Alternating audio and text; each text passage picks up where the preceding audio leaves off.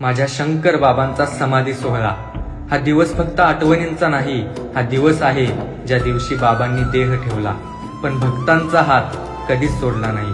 धनकवडीची ती भूमी जिथे त्यांनी समाधी घेतली ती फक्त जागा राहिली नाही, निराधार भक्तांसाठी आधार बनली. भुकेल्या भोळ्या भक्तांची बाबांच्या खिचडीने पोट भरली. अहो, माझ्या बाबांनी या भूमीत समाधी घेतली आणि माझी शंकर माऊली भक्तांसाठी आई बनली. पुणे शहर होतच, पण बाबांच्या येण्याने ही पुण्यभूमी झाली. बाबांच्या कृपेची भक्तांना सावली मिळाली. ज्याने हाक मारली त्याला त्यांनी आधार दिला, ज्याने विश्वास ठेवला त्याला त्यांनी कधीच एकटं सोडलं नाही. बाबांनी समाधी घेतली ती विश्रांतीसाठी नाही, तर भक्तांच्या आयुष्याचा न्याय निवाडा करण्यासाठी. माझे बाबा दिन रात जागेच आहेत धनकवडीच्या मठामध्ये. ज्याला कोणीच साथ दिली नाही त्याचा हात बाबांनी धरला, आणि जो जो माझ्या शंकर बाबांचा झाला तो आयुष्यात कधीच एकटा नाही पडला, तो आयुष्यात कधीच एकटा नाही पडला. श्री स्वामी समर्थ. जय शंकर.